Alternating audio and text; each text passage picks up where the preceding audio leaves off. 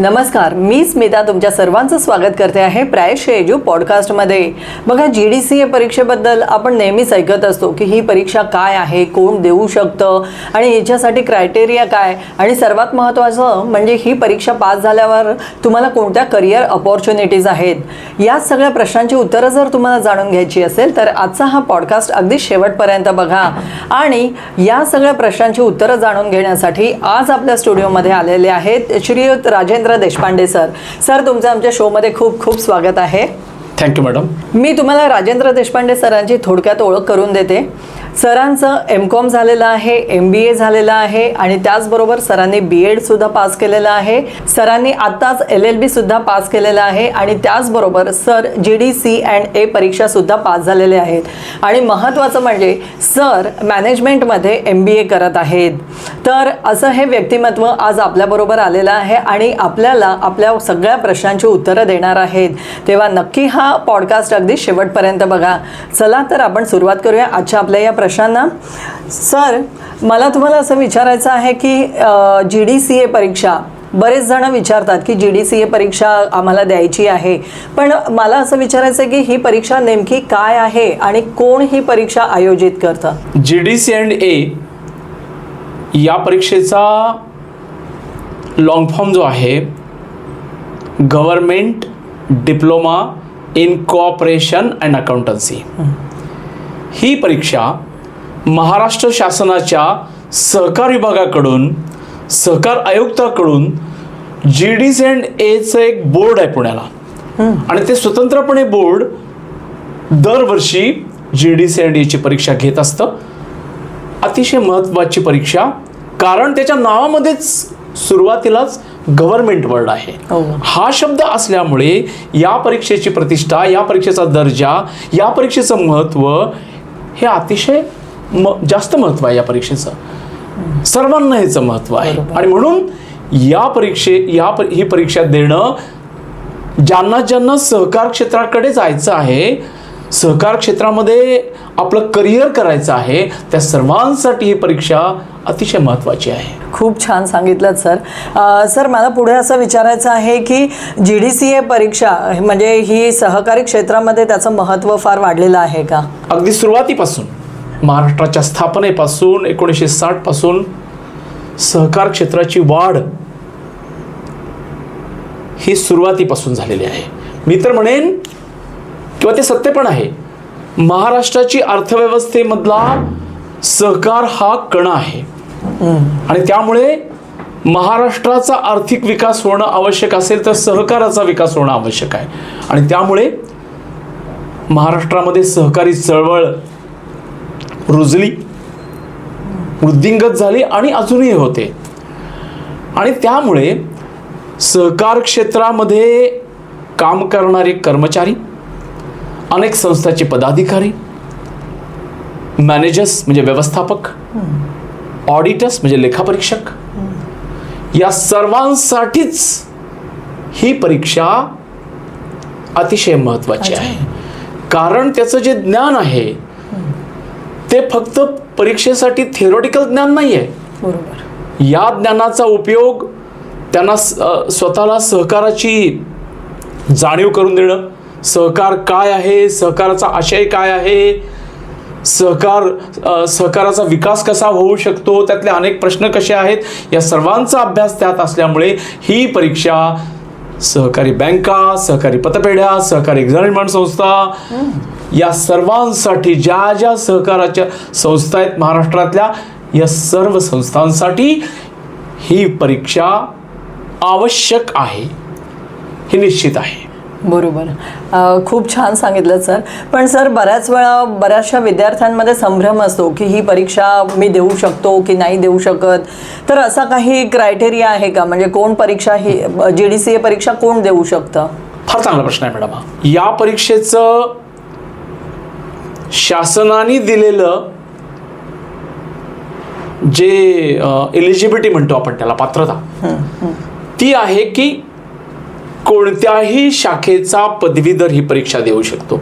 मग तो कला शाखा असो, विज्ञान शाखा असो, वाणिज्य शाखा असो, कोणत्याही शाखेचा पदवीधर, त्यांना मिनिमम मार्कची वगैरे अट नाही, आणि त्याचबरोबर आणखीन शासनाने अजून एक गोष्ट अशी केलेली आहे, काही लोक पदवीधारक नाही आहेत पण ते पूर्वीपासून सहकार क्षेत्रात काम करतायत, त्यांचं शिक्षण कमी झालेलं आहे आणि म्हणून सहकार क्षेत्रामध्ये काम करणारे कर्मचारी, शासन किंवा इतर सहकार कुठल्याही सहकारी क्षेत्रामध्ये काम करणारे कर्मचारी आणि ज्यांचं क्वालिफिकेशन फक्त SSC आहे त्यांना 5 वर्षाचा अनुभव आवश्यक आहे.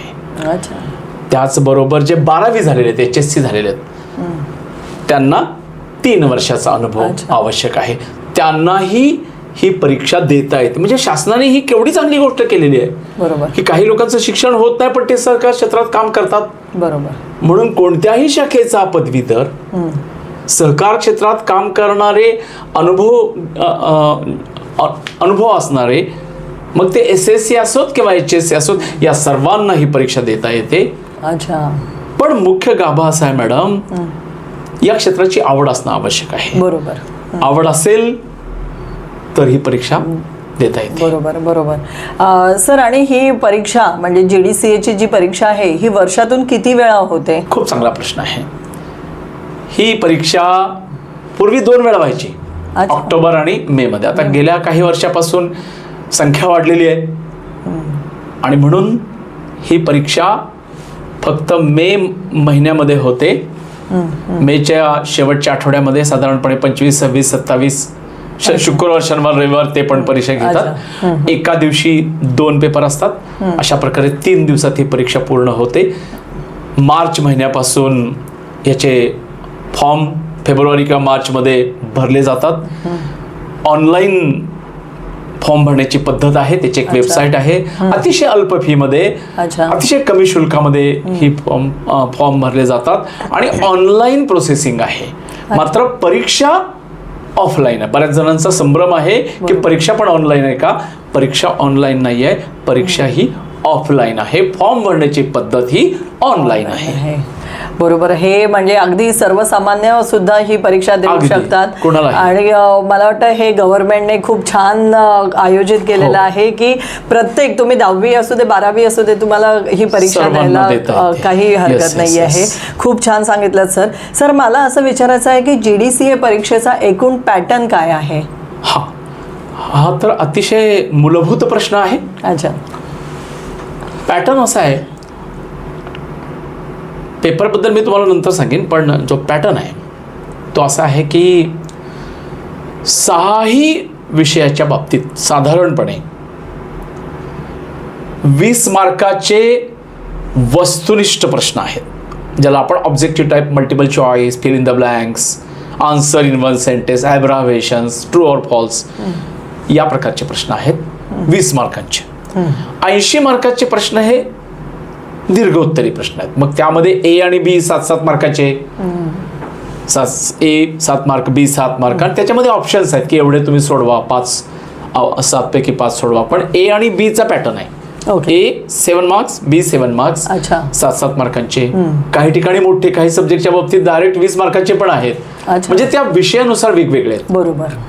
पण सर्वसाधारणपणे पॅटर्न 20 मार्क हे ऑब्जेक्टिव्ह टाईप, म्हणजे ज्याला आपण वस्तुनिष्ठ प्रश्न म्हणतो, आणि 80 मार्क हे दीर्घोत्तरी प्रश्नाचे उत्तर आहेत. अशा प्रकारे परीक्षेचं पॅटर्न असतं. खूप छान सांगितलं सर. सर, मला असं विचारायचं आहे की प्रत्येक पेपरचे मार्क्स आणि पासिंग क्रायटेरिया काय आहे? अतिशय चांगला प्रश्न आहे. क्रायटेरिया त्यांनी ठरवून दिलेला आहे. क्रायटेरिया असा आहे की पासिंगसाठी प्रत्येक विषयामध्ये त्यांना 40 मार्क प्राप्त होणं आवश्यक आहे, 40 मार्क्स. पण 6 विषय असल्यामुळे त्याची ॲग्रिगेट टोटल ही 240 व्हायला पाहिजे. त्यामध्ये परत असं पण आहे पण की समजा एखाद्या विषयामध्ये तो विद्यार्थी नापास झाला, 6 पैकी 2 विषयामध्ये नापास झाला, म्हणजे त्याला 40 मार्क नाही मिळालेले, 35 वगैरे असतील. मग आता राहतात खरे किती विषय? 4च विषय त्याला द्यायला लागतात खरे तर. पण थोडंसं इथे त्यांनी मुलांचा दर्जा वाढवण्यासाठी आणि चांगलेच लोक खऱ्या अभ्यास करून पुढे येण्यासाठी असाही क्रायटेरिया जो CA ला ठेवलेला आहे, इन्स्टिट्यूट ऑफ चार्टर्ड अकाउंटंट्सला, त्या प्रकारचा क्रायटेरिया करण्याचा प्रयत्न केलेला आहे. आणि म्हणून अभ्यास करूनच ही परीक्षा देता येते. तिथं असं आहे मॅडम, शेवटचा क्रायटेरिया असा आहे की समजा आता ते मी काय बोललो तुम्हाला, 2 विषय टोटली फेल आहेत, ते तर द्यायला लागणार. बरोबर. बाकीच्या विषयामधून पण त्याला 50 पेक्षा जिथं कमी मार्क आहेत, अच्छा, तेही विषय पुढच्या वेळेला त्यांना द्यायला लागतील. अच्छा, असाही क्रायटेरिया आहे. ओके. म्हणजे ते 2 तर फेल आहेत, अनुत्तीर्ण आहेत, पण आता बाकीच्या विषय म्हणजे त्याला खरं तर पूर्ण अटेम्प्ट मिळायला पाहिजे. म्हणजे मिनिमम 50 मार्क तरी मार्क्स त्याला मिळाले पाहिजेत. बरोबर. की ज्यामुळे त्याला ती परीक्षा, तर त्याला एक्झम्पशन मिळतं, अदरवाईज एक्झम्पशन नाही म्हणजे तो विषय आपण सोडून मग पुढच्या वेळेला बाकीच्या ठिकाणी त्याला 50 आहेत. आता त्यामध्ये एक्झाम्पल तुम्हाला क्लिअर करतो. समजा त्या 4 मधले 3 विषयामध्ये 3 विषयामध्ये त्याला 50 आहेत आणि एका विषयात 50 नाही आहेत ना, तोही विषय त्याला द्यावा लागतो. आता बघा मॅडम, आपण नॉर्मली काय असतं की 40 म्हणजे 40, इतर even SSC HSC in all graduation ATKTचा तो विषय क्लिअर होतो. इथे तसं नाही आहे. इथे त्या विषयाचा ज्याला बाकी ते 2 विषय तर फेल झाला, बरोबर, पण आणखीन एका विषयामध्ये त्याला 50 मार्क नाही आहेत, त्यामुळे त्याला तोही विषय द्यावा लागेल आणि बाकीचे 3 विषय त्याला 50 आहेत. म्हणजे हे का केलं की मुलांना काय एकदमच सगळ्या गोष्टी सोप्या नाही वाटल्या पाहिजेत, त्याच्यात काहीतरी दर्जा राहिला पाहिजे, बरोबर, त्याच्यात काहीतरी स्टँडर्ड राहिलं पाहिजे. आणि म्हणून अशा प्रकारच्या गोष्टी थोडे वेगळे नॉर्म्स GDCAने ठेवलेले आहेत. अशा प्रकारे क्रायटेरिया आहे. खूप छान सांगितलं सर. मला असं विचारायचं आहे की ही GDCA परीक्षा आपल्याला कोणत्या कोणत्या माध्यमातून देता येतं, आणि जर 2 माध्यमामधून देत असेल तर दोन्ही माध्यमांमध्ये काही फरक असेल का? फार चांगला प्रश्न आहे. माध्यमांच्या बाबतीत पण बरेच लोकांना मिसअंडरस्टँडिंग असतं. ही परीक्षा 2 माध्यमामधून देता येते महाराष्ट्रामध्ये. महाराष्ट्रातच आहे ना परीक्षा ही. हो. इथली मातृभाषा म्हणून मराठीमधून देता येते. अच्छा. आणि हल्ली इंग्लिश, बरेच विद्यार्थी इंग्लिश मिडियममधून असतात, हिंदी मिडियममधून असतात, आणि म्हणून इंग्लिश मिडियममधून पण ती देता येते. मग आता त्यामध्ये असंही करता येतं, एखाद्याचा अकाउंट्स हा विषय आहे, बरोबर, तर अकाउंट्स विषय त्यांना मराठीत समजत नाहीये, बरोबर, मराठीत लिहू शकत नाहीत, तर अकाउंट्स हा विषय ते इंग्लिशमधून देऊ शकतात, बाकीचे विषय मराठीतून देता येतात. अच्छा, असं चालतं? हा, असं अलाउड आहे. कारण तिथे दोन्ही प्रकारचे क्वेश्चन पेपर्स असतील, तुम्हाला पाहिजे तो तुम्ही लिहू शकता. अच्छा, दोन्ही प्रकारच्या प्रश्नपत्रिका असतात, इंग्लिश किंवा मराठी. पण नॉर्मली विद्यार्थी असं करतात की एक कुठलं तर मीडियम घेतात, बरोबर, कारण तिथे मीडियम लिहायचं असतं कशामध्ये सुद्धा, फॉर्म मध्ये पण. त्यामुळे अकाउंट्सच्या बाबतीत एखाद्या विद्यार्थ्याला मराठी लिहिता येणं शक्य नसतं, आणि म्हणून तो अकाउंट्सचा विषय, बाकीचे सगळे मराठीतून, ओके, एक्सेप्ट अकाउंट्स, तेही त्या प्रकारची ही मुभा दिलेली आहे. अच्छा, खूप छान सांगितलं सर. आता आपण बघतो आहोत की महासेवाकडून सुद्धा GDCA साठी पुस्तकं आलेली आहेत, तर महासेवाने स्वतःची GDCA पुस्तकं का बरं तयार केली असते? फार चांगला प्रश्न आहे तुमचा मॅडम. इथे ही जी महासेवा जी संघटना आहे, Maharashtra housing societies welfare association, गेले 20 ते 30 वर्षापासून ही संघटना सहकार क्षेत्रामध्ये कार्यरत आहे. आणि सगळ्याच प्रकारच्या सहकारी संस्था मुंबईमधल्या, आणि त्याचं कार्यक्षेत्र महाराष्ट्रात आहे. महाराष्ट्रातल्या सगळ्याच सहकार क्षेत्रातल्या लोकांना त्यांच्या ज्या उणिवा आहेत, त्यांच्या ज्या समस्या आहेत, त्या शासनासमोर नेऊन त्या समस्याचा उकल करणं, त्या समस्यातून मार्ग काढणं, या प्रकारचं कार्य आमचे आदरणीय रमेश प्रभू सर, जे या संस्थेचे संस्थापक अध्यक्ष आहेत, जे चार्टर्ड अकाउंटंट आहेत, आणि संपूर्ण जीवन त्यांनी सहकार क्षेत्रासाठी वाहिलेले असे अतिशय रिस्पेक्टेबल पर्सनॅलिटी श्री रमेश प्रभू सर यांचा खूप सिंहाचा वाटा याच्यामध्ये आहे. आणि मॅडम, ही जी महासेवा संघटना आहे, ही महासेवा सहकाराचे जे जे प्रश्न आहेत, मग ते आत्ताचं जे नवीन चॅप्टर आला 154, जो गृहनिर्माण संस्थांकडे कोणी पाहतच नव्हतं, कारण त्यांचे प्रश्न टोटली वेगळे होते. आणि म्हणून रमेश प्रभू सरांनी आणि इतर काही लोकांनी हा प्रश्न शासनासमोर नेला आणि स्वतंत्र प्रकरण निर्माण करण्यात आला. मला या विषयाकडे यायचं आहे, पण हे विषय पण महत्वाचा आहे. त्याचबरोबर सहकारामध्ये चांगल्या प्रकारचं शिक्षण प्रशिक्षण देणारी संस्थाच नव्हती. आदरणीय रमेश प्रभू सरांच्यामुळे या प्रकारची सहकार शिक्षण आणि प्रशिक्षण, मग ते पदाधिकाऱ्यांचं असू देत, बरोबर, किंवा मेंबर्सचा असू देत, मॅनेजरचा असू देत, त्यामध्ये वेगवेगळ्या प्रकारचे विषय, बायलॉचा विषय, कायद्याचा विषय, रिडेव्हलपमेंटचा विषय, आणि आता मी तुमच्या आपल्या विषयाकडे येतो, GDCNDA. या परीक्षेची पण योग्य पद्धतीनं शिक्षण प्रशिक्षण देणारी संस्था नव्हत्या. ज्या होत्या त्या कमर्शियल, तेवढ्या पुरता क्वेश्चन पेपर मधलं शिकवायचं, एखादा दुसरा महिना शनिवार रविवार आणि अभ्यासक्रम संपवायचा. पण महासेवा ही संघटना रमेश प्रभू सरांच्या नेतृत्वाखाली सुरू केल्याने त्याने GDCIच्या विद्यार्थ्यांना सखोल ज्ञान देऊन आज अनेक विद्यार्थी अंधेरी, डोंबिवली, दादर, आणखीन हे काही ठिकाणी नवीन शाखा पुण्याला पण करतायत, आता नाशिकला पण करतायत. आणि त्यांनी एक जिद्दच घेतलेली आहे की सहकार क्षेत्रामध्ये एक उत्साह वाढवायचा. आणि म्हणून या प्रकारचं कार्य केलं जातंय. मॅडम, मला अजून थोडं सांगायचं आहे. यामध्ये आता तुम्ही पुस्तकांवरील विषय काढला. महासेवाचं कार्य फक्त पुस्तकं निर्माण करणं एवढंच नाहीये.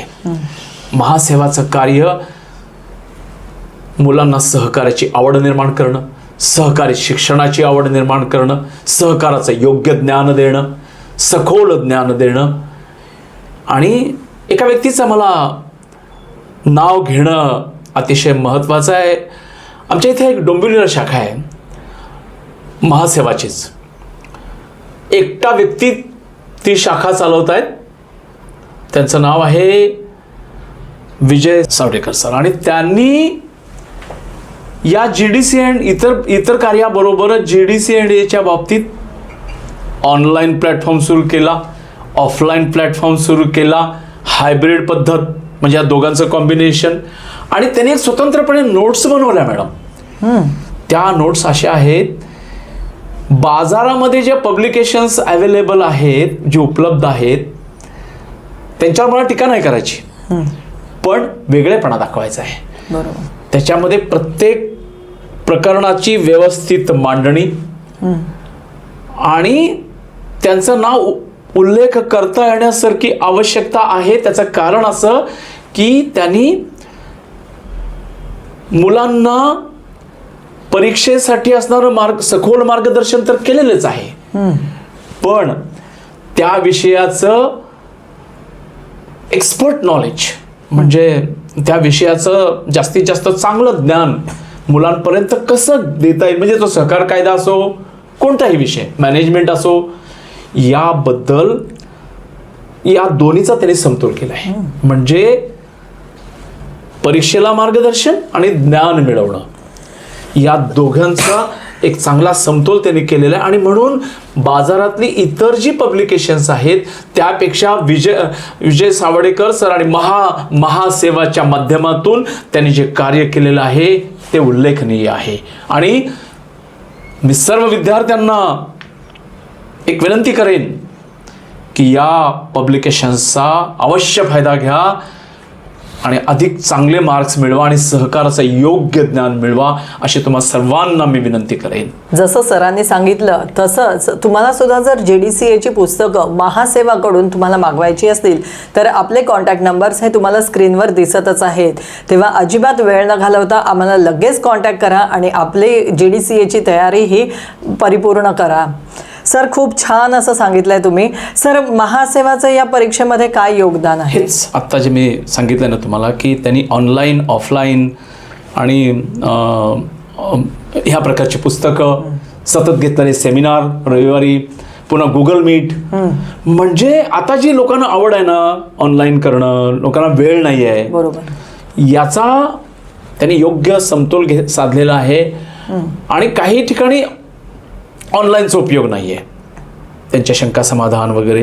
त्यासाठी स्वतंत्रपणे काही ठिकाणी हॉल्स घेऊन स्वतंत्र मार्गदर्शन सत्र उभारणं, त्यांच्या शंका समाधान करणं, त्यांच्या पुस्तकामध्ये जास्तीत जास्त प्रकारचे बदल करणं, त्यानंतर त्यांना त्या पुस्तकाचे क्वेश्चन बँक देणं, अशा अनेक प्रकारचे प्रयत्न विजय सावदेकर सर यांच्या माध्यमातून, त्यांच्या टीमच्या माध्यमातून आणि महासेवाच्या माध्यमातून करण्यात येत आहेत. अतिशय स्तुत्य उपक्रम आहे. महाराष्ट्रातल्या सर्व विद्यार्थ्यांनी याचा अवश्य फायदा घ्यावा. हेच योगदान महासेवाचं GDCNDAच्या बाबतीत निश्चित आहे आणि ते स्तुत्य आहे, उल्लेखनीय आहे. खूप छान सर, खूप छान सांगितलं सर. सर, आता बऱ्याच वेळा आमच्याकडे विद्यार्थी येतात तेव्हा ते आम्हाला विचारतात की आम्ही GDCA पहिल्या प्रयत्नात पास होऊ की नाही. तर असे बरेचसे प्रश्न येतात. मग सर, मला असं विचारायचं आहे की खरंच GDCA परीक्षा ही पहिल्या प्रयत्नात पास होता येते? अगदी खूप चांगला प्रश्न आहे हा. अतिशय प्रॅक्टिकल प्रश्न आहे. कोणतीही परीक्षा पहिल्या प्रयत्नात पण पास होऊ शकते आणि कधीही पास होऊ शकत नाही, असे आहे. हे आपल्या माइंडसेटवर आहे. अच्छा. तुम्हाला जर त्या योग्य पद्धतीने प्रयत्न केले, वाचन, मनन, लेखन, सातत्य, त्या विषयाचं सतत मनात ठेवणं, ही परीक्षा काय फक्त विद्यार्थी देत नाहीयेत. बरेचसे लोक प्रोफेशनल आहेत, इव्हन अनेक इंजिनियर्स पण आता ही परीक्षा देत आहेत. अनेक लोक देत आहेत. आणि त्यामुळे लोकांमध्ये एक प्रकारचा उत्साह वाढलाय. पण तो उत्साह काही दिवस सुरुवातीला असतो. तो उत्साहामध्ये पण सातत्य असलं पाहिजे. आज उत्साह आहे, उद्या 5 दिवस उत्साह नाहीये, बरोबर, त्याचा उपयोग नाही. एकदा जर तुम्ही ते एम ठेवलं तर सतत GDCNDA तुमच्या मनात पाहिजे. GDCNDA तुमच्या नसानसात गेली पाहिजे. बरोबर. तुमच्या प्रत्येक कृतीमध्ये GDCNDA माझं सगळ्या गोष्टी टाइम मॅनेजमेंट व्यवस्थित केलं पाहिजे, नियोजन केलं पाहिजे. माझ्याकडे इतका वेळ आहे, इतके दिवस आहेत, इतके तास आहेत, त्याच्यात माझं घर, माझा जॉब, इतर प्रश्न, फेस्टिवल, मुलं, यातून मी दररोज 2 तास वेळ देणार किंवा रविवारी 7 तास 8 तास देणार. बरोबर. सातत्य, वेळेचं व्यवस्थापन, योग्य निर्णय, आणि ही जी प्रोसेस आहे, वाचन, लेखन, मनन, ही आवश्यक आहे. आणि त्याचबरोबर तर पहिल्या प्रयत्नात, आणखीन पहिल्या प्रयत्नासाठी काय पाहिजे सांगतो तुम्हाला मी. याचबरोबर विषयाची आवड, याचबरोबर माइंडसेट पॉझिटिव्ह मेंटल ॲटिट्यूड अतिशय महत्वाचा आहे. सकारात्मक विचार. तुम्ही आज सकारात्मक आहात, उद्या काहीतरी अडचण आली ऑफिसमध्ये, झाले निगेटिव्ह, त्याचा उपयोग नाही. मला पॉझिटिव्ह मेंटल ॲटिट्यूड बद्दल मुद्दाम बोलायचं आहे या विषयाबद्दल. काही लोक अनुकूल परिस्थिती असताना पॉझिटिव्ह असतात. बरोबर. तुम्ही पॉझिटिव्ह कधी पाहिजे, प्रतिकूल परिस्थिती जर आली, ऑफिसमध्ये अडचण आली, तरी माझं GDCNDAचा अभ्यास मी कसा करेन, बरोबर, त्याच्यावर मी माझा focus is very important. Focus नसेल तुम्ही काहीच करू शकत नाही. आणि म्हणून फोकस ठेवून, उद्दिष्ट ठेवून, नियोजन करून, वेळेचं व्यवस्थापन करून, डेडिकेशन करून येणाऱ्या, मी म्हटलं पॉझिटिव्ह मेंटल ॲटिट्यूड, तिथेच की प्रश्न येतील, प्रश्नामधून सोल्युशन सेंटर्ड तुम्ही कसे आहात. तुम्ही जर प्रॉब्लेम सेंटर्ड असाल तर प्रॉब्लेमच तुमच्या समोर असतील. तुम्ही जर सोल्युशन सेंटर्ड असाल, बरोबर, कोणत्याही परिस्थितीत त्यातून तुम्ही मार्गच काढाल. आणि म्हणून सोल्युशन सेंटर्ड विद्यार्थी पाहिजे, आवड असणारा विद्यार्थी पाहिजे, चिंतन, मनन, लेखन करणारा, नोट्स लिहिणारा. आणि madam, at the same time मला हे सांगायचं आहे, ही परीक्षा फक्त परीक्षेच्या वेळी अभ्यास करून देणारी परीक्षा नाही आहे ही. त्या परीक्षेचं ते महत्व नाही आहे. बरोबर. या परीक्षेचं महत्व असं आहे मॅडम की या परीक्षेची अभ्यास असा पद्धत आहे, सातत्य. बरोबर. आणि म्हणून सातत्य जो ठेवतो हमखास यश मिळतं. आणि तो विद्यार्थी विथ 100% गॅरंटी चांगल्या प्रकारे पास होतो. बरोबर. आणि म्हणून सातत्य महत्वाचं आहे, नियोजन महत्वाचं आहे, वेळेचं व्यवस्थापन महत्वाचं आहे. बरोबर आहे. सर मला वाटतं की आज तुम्ही जे सांगतायत याच्यावरून अजून विद्यार्थी मोटिवेट होतील आणि कदाचित ही परीक्षा द्यायला भाग पाडतोय आपण त्यांना की ते देतीलही. खूप छान असं सांगता आहेत सर तुम्ही. सर बऱ्याचशा विद्यार्थ्यांना हे माहिती नसतं की JDCA पास झाल्यानंतर त्यांना करिअर अपॉर्च्युनिटीज काय आहेत. एकदम छान प्रश्न विचारला मॅडम, स्मिता मॅडम तुम्ही. हा प्रश्न मला आवडला. कारण काय होतं, फक्त ते JDCA देतात, बरोबर. मग त्यामुळे त्यांना मोटिवेशन नसेल ना तर काहीच होणार नाही. आता मोटिवेशनचे पण दोन प्रकार आहेत. इंटरनल मोटिवेशन आणि येणारं एक्सटर्नल मोटिवेशन, बाहेरून येणार. एक्सटर्नल मोटिवेशन जास्त टिकत नाही. जेव्हा तुम्ही इनर आतून तुम्ही मोटिवेट, प्रत्येक वेळेला तुम्ही प्रेरित असाल, प्रत्येक वेळी तुम्ही कार्य कराल. आणि म्हणून याच्यासाठी महत्वाची इन्स्पायरेशन एकच आहे मॅडम. JDCA परीक्षा जर कोणी आलं आणि त्यांनी शॉर्ट टर्म ऑब्जेक्टिव्ह ठेवला, मला काहीतरी नोकरी मिळाली पाहिजे, कदाचित ते चुकीचं असेल. बरोबर. पण दूरदृष्टी, कारण ही शासनाची परीक्षा एक JDCA नोकर बनवत नाही, प्रोफेशनल बनवतं. बरोबर. आणि म्हणून प्रोफेशनल कडे जाण्याचा एक राजमार्ग. बरोबर. कारण का CA सगळ्यांना होता येणं शक्य नाहीये. पण मिनी CA सारखा हे JDCA, मी तर म्हणेन CA पेक्षाही जास्त. कारण इथे तुम्ही बिकॉज इथं तुम्ही लिगल एक्सपर्ट होऊ शकता, सगळं काय होऊ शकता. मी काय म्हणेन madam, JDCA is not for job, it is to create the professionals. आणि म्हणून चांगल्या प्रकारचं प्रोफेशनल होण्याचं लॉंग तुमचं जर ऑब्जेक्टिव्ह असेल, उद्दिष्ट असेल, तर ते JDCA मुळे निश्चित पूर्ण होईल. पण तुमचा शॉर्ट टर्म म्हणजे माझा पगार मला 30,000 झाला पाहिजे आणि माझ्या घरात लोक सुखी, हा ऑब्जेक्टिव्ह आहे, पण तो शॉर्ट टर्म आहे. म्हणजे मराठीत त्याला आपण अल्प उद्दिष्ट म्हणतो. पण पुढील माझं स्वतःचं ऑफिस असेल, माझ्या अंडर काम करणारे लोक असतील, मी लोकांना गायडन्स करत असेल, अशा प्रकारचं तुमचं उद्दिष्ट असेल आणि माझं नाव, इमेज झालेले असेल, बरोबर, सहकार क्षेत्राला मी मदत करत असेल, त्याच्यातून माझा इन्कम पण होत असेल, असं उच्च उद्दिष्ट घेणाऱ्या लोकांसाठी ही परीक्षा एक वरदान आहे. हे अतिशय महत्वाची गोष्ट आहे. बरोबर. खूप छान सांगितलं सर तुम्ही. सर पण असं का होतं की जास्तीत जास्त स्टुडंट या परीक्षेला अपियर होत नाही आहेत? यामागे काही कारणं आहेत का सर? अगदी बरोबर आहे मॅडम, हाही प्रश्न महत्वाचा आहे. फार चांगला प्रश्न तुम्ही विचारला. हे का होतं? मी आत्ताच सांगितलं, लोकांना आताची जी पिढी आहे ना, आताची पिढी विशेषतः, मी टीका नाही करत, त्यांना प्रत्येक गोष्टी सतत सुट्ट्या पाहिजेत, सतत आराम पाहिजे, लक्झुरियस लाईफ पाहिजे. बरोबर. लक्झुरियस लाईफसाठी कॉन्ट्रीब्युशन करण्याची, डेडिकेशन करण्याची, काम करण्याची, त्याग करण्याची, हार्ड वर्क करण्याची वृत्ती त्यांच्यामध्ये नाही आहे. बरोबर. आणि JDCA मध्ये नेमक्या ह्या गोष्टी आहेत. बरोबर.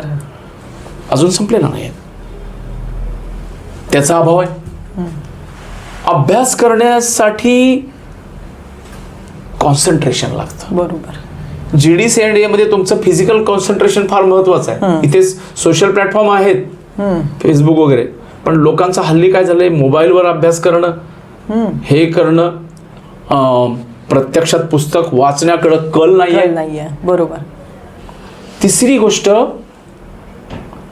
शासनाची परीक्षा असून सुद्धा शासन फार मोठं काही जे प्रसिद्धीकरण करत नाही. जे स्वतःहून बसतात आणि महासेवासारख्या काही संघटना आहेत, ते जेवढ्या प्रमाणात जागृती करतायत विद्यार्थ्यांमध्ये, तेवढीच जागृती होते, जास्त मोठ्या प्रमाणात अपील होत नाही. चौथी गोष्ट, सकारात्मक दृष्टिकोनाचा अभाव. पाचवी गोष्ट, सहकाराकडे पाहण्याचा सर्वांचा उदासीन दृष्टिकोन. हे कसलं क्षेत्र? त्यापेक्षा त्यांना कुठेतरी जाऊन क्लर्क होणं आणि कायम क्लर्कच राहणं. कंपनीमधल्या पॅकेजेस, इथे पॅकेज नाही, पण इन फ्युचर तुमच्या अंडर 10 लोकांना 20 लोकांना तुम्ही जॉब देऊ शकता. बरोबर. इतकं सामर्थ्य या परीक्षेमध्ये आहे, इतकं सामर्थ्य या प्रोफेशनमध्ये आहे. पण दुर्दैवानं लोक याकडे वळत नाहीत. त्याचबरोबर एक प्रकारची भीती की होईल की नाही, नाही झालं तर काय होणार, निगेटिव्ह ॲटिट्यूड, आणि मी आत्ताच बोललो की there is a problem but there is a solution. तुम्हाला जर त्याच्यातून सोल्युशन काढायचं आणि आपलं उच्च उद्दिष्ट गाठायचं आहे तर GD&A ही अतिशय चांगली परीक्षा आहे. आणि ही कारणं आहेत की ज्या कारणामुळे लोकांमध्ये जागृती होत नाही. आणि त्याचबरोबर काही लोक मॅडम असे पाहिलेत मी, परीक्षा देतात, 2-3 विषय फेल झाले, पुढच्या वर्षी नाही त्याचं काही महत्त्व नाही, काय करून उपयोग नाही. पण तुम्ही किती डेडिकेशन केलं, परीक्षेच्याच वेळी अभ्यास केला. बरोबर. तर या गोष्टी सातत्याने केल्या पाहिजेत. आता झालं पुढच्या वेळेला पुन्हा द्या, पास व्हा तुम्ही. बरोबर. आणि या गोष्टींची जाणीवपूर्वकपणे लोकांमध्ये जागृती करणं आवश्यक आहे, लोकांना प्रेरणा देणं आवश्यक आहे. आणि म्हणून परीक्षेच्या अगोदर असे महासेवासारखे जे आपण ओरिएंटेशन कॅम्प भरवतो, ते ओरिएंटेशन कॅम्प महासेवा तर किती प्रयत्न करते, पण किती लोक नुसतेच एन्क्वायरी करतात किती फी आहे. अशा प्रकारच्या कोर्ससाठी आवश्यक असणारी फी देऊन त्याचं ज्ञान घेणं आवश्यक आहे. लोक एन्जॉय करायला वेळ घालवतील, पैसे घालवतील, पण ज्ञानासाठी आवश्यक असणारे गोष्टीला थोडंही महत्त्व देत नाही. या कारणांमुळे GD&A.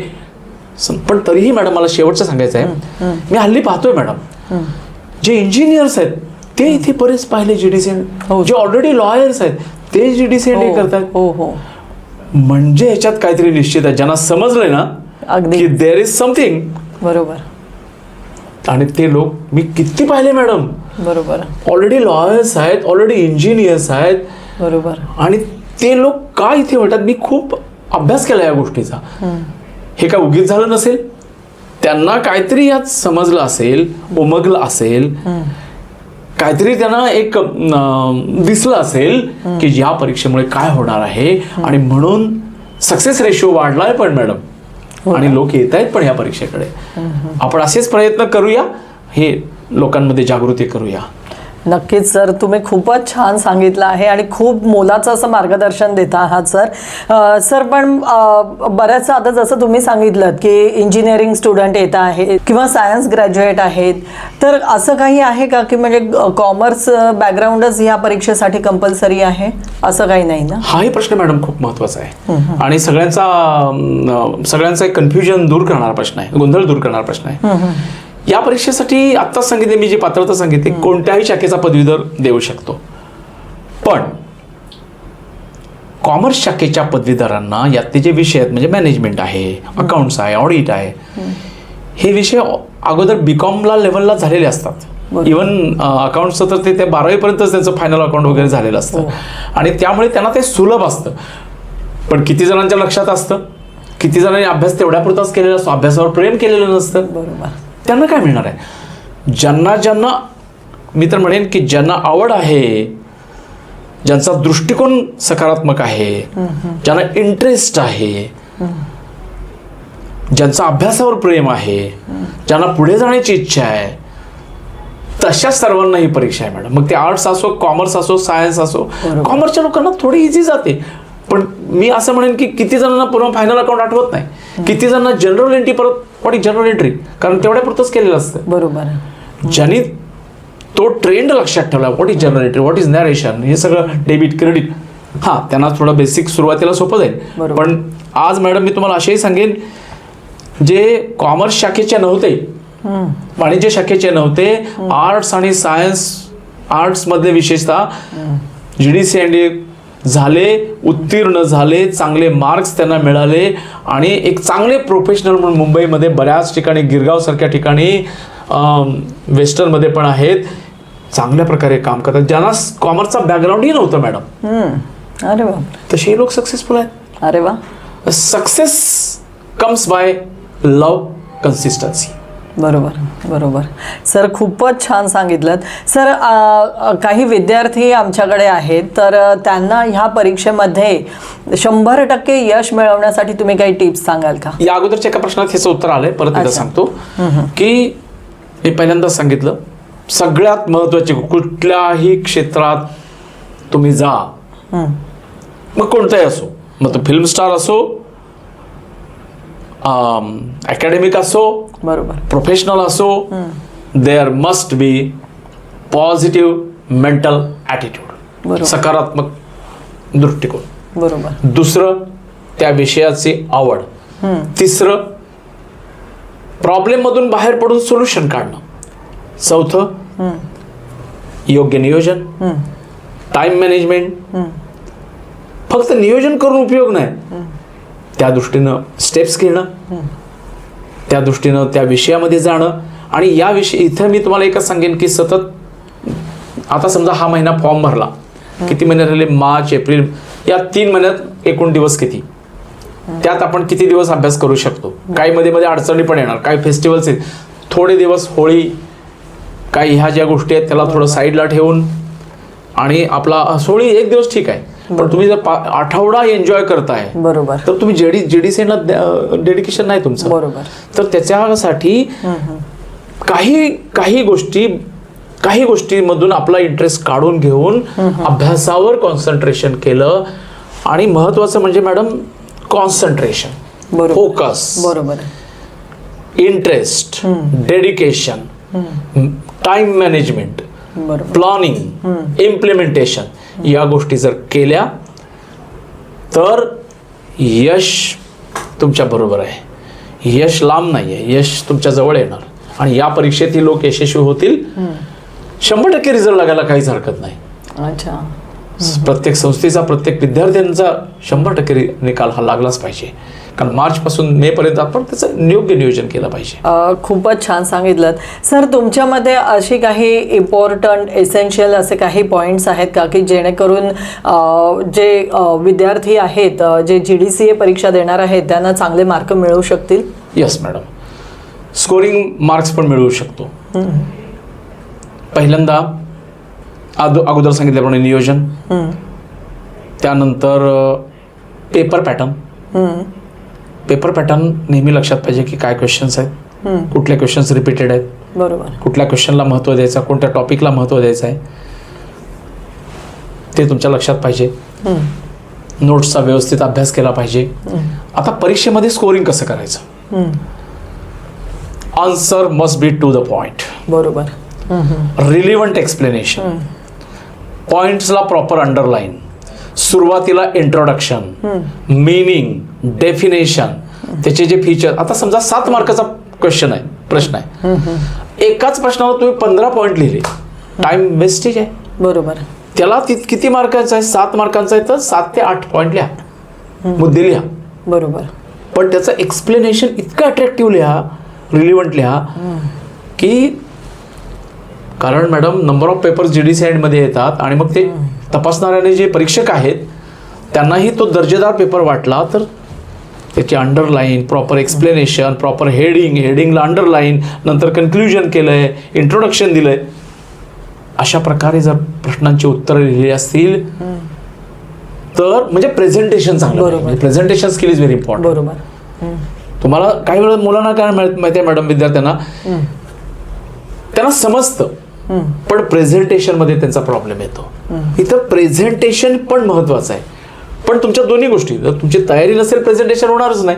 तुमची तयारीही पाहिजे आणि ते जे सादरीकरण आहे पेपरवर लिहिणं, प्रेझेंटेशन, ते सादरीकरण पण योग्य झालं पाहिजे. मुद्देसूद उत्तरं पाहिजेत, योग्य प्रकारचं त्याचं स्पष्टीकरण दिलं गेलं पाहिजे. जेव्हा असं होईल तेव्हा बरोबर चांगले मार्क्स मिळतील विद्यार्थ्यांना आणि फर्स्ट क्लासमध्ये मुलं पास होतील, हे निश्चितपणे आहे. खूप छान माहिती सांगतायत सर तुम्ही. सर मला पुढे असं विचारायचं आहे की एखाद्या म्हणजे कोऑपरेटिव्ह सेक्टरमध्ये जेव्हा म्हणजे प्रोफेशनली जेव्हा आपण ऑडिटर म्हणून काम करतो तर तुमच्यामध्ये असं म्हणजे हा जो GDCAचा सिलेबस आहे किंवा GDCAचे जे काही सब्जेक्ट आहेत ते खरंच नॉलेजेबल आहेत का आपल्याला एक प्रोफेशनल ऑडिटर होण्यासाठी? एकदम बरोबर आहे मॅडम. हाही प्रश्न बेसिक आहे आणि आवश्यक आहे. GDCA मध्ये government diploma of cooperation and accountancy असा हा आहे.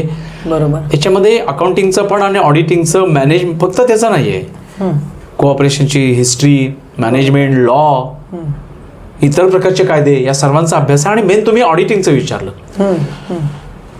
कोऑपरेटिव्ह सेक्टरमधल्या ज्या संस्था आहेत त्याचं ऑडिट हे GDCA झालेले लोक करू शकतात. पण त्याला क्रायटेरिया आहे मॅडम.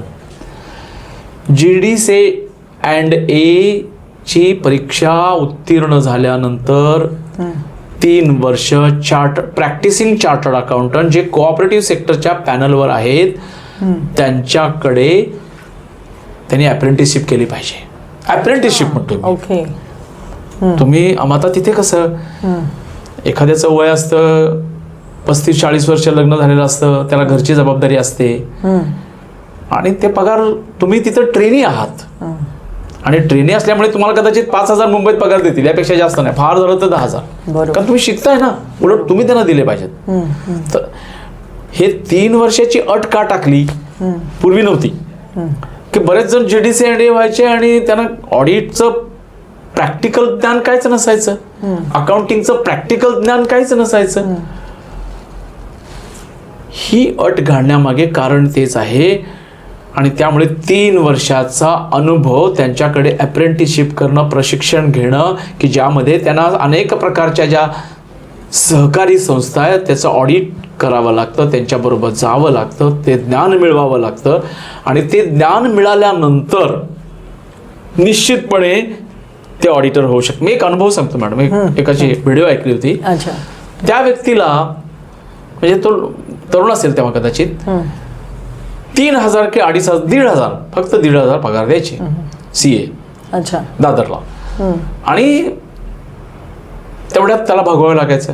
पण त्याच्यात त्याने एक खोडगाठ बांधली होती की माझं उद्दिष्ट हे 1,500 आत्ता आहेत मला, मी आता पेन घेतोय पण नंतर गेन घेईन. बरोबर. आणि साधारणपणे त्यांनी 5 वर्ष त्यांच्याकडे अनुभव घेतला, नंतर सगळ्या बारकावे समजून घेतले, छोटंसं ऑफिस टाकलं, नंतर मोठं ऑफिस टाकलं आणि आज त्यांच्या अंडर कितीतरी ठिकाणी कर्मचारी काम करतायत. एवढंच नाही मॅडम, इतर अनेक राज्यामध्ये त्यांचे क्लायंट आहेत सहकारी संस्थांचे.